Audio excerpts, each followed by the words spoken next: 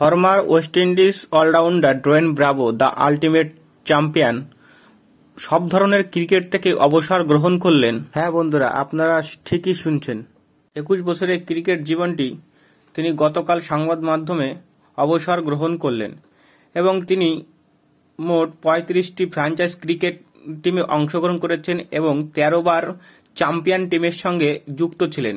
2012 এবং 2016 সালে টি-20 world cup জিতাকালীন সেই টিমের সদস্য ছিলেন। 2004 সালে ইংল্যান্ডের সঙ্গে আন্তর্জাতিক ক্রিকেট খেলে এবং 2021 সালে দীর্ঘ 17 বছরের ক্রিকেট জীবনটি তিনি অতি ঘটিয়ে দেয় অস্ট্রেলিয়ার সঙ্গে, কিন্তু তাতেও তিনি 3 ফ্র্যাঞ্চাইজ ক্রিকেটটি চালু রাখেন এবং পরবর্তী এবছর 2023 সালে আফগানিস্তান টিমের টিম মেন্টর হিসেবে তিনি নিযুক্ত ছিলেন। আইপিএল, অস্ট্রেলিয়ার বিগ ব্যাশ, পাকিস্তানের পিএসএল, বাংলাদেশের বিপিএল এই সমস্ত বড় বড় ফ্র্যাঞ্চাইজ ক্রিকেটে তিনি অংশগ্রহণ করেন এবং তিনি টি-20 ফরম্যাটে সর্বোচ্চ উইকেট শিকারীর মালিক এবং শ্রেষ্ঠ অলরাউন্ডার। 14 বার টি-20 চ্যাম্পিয়ন দলের সঙ্গে তিনি সদস্য ছিলেন এবং শোনা যাচ্ছে যে তিনি গতকাল অবসর নেওয়ার পর কলকাতা নাইট রাইডার্সের টিম মেন্টর হিসাবে নিযুক্ত হলেন।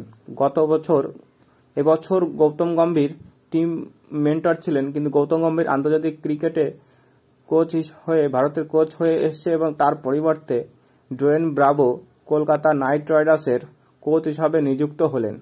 তিনি এও বলেছেন তিনি দীর্ঘ 10 বছর ট্রেবাগো নাইট রাইডার্সের সঙ্গে খেলা চলাকালীন তাদের সম্পর্ক খুবই ভালো ছিল এবং সেই সম্পর্কে এসে এবছর কলকাতা নাইট রাইডার্সের টিম মেন্টর হিসেবে নিযুক্ত ছিলেন।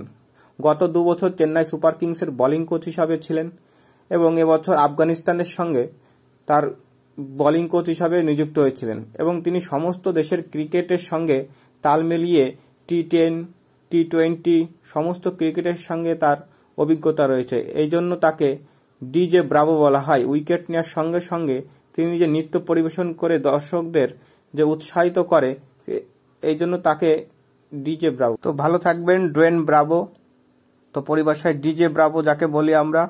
তো নমস্কার।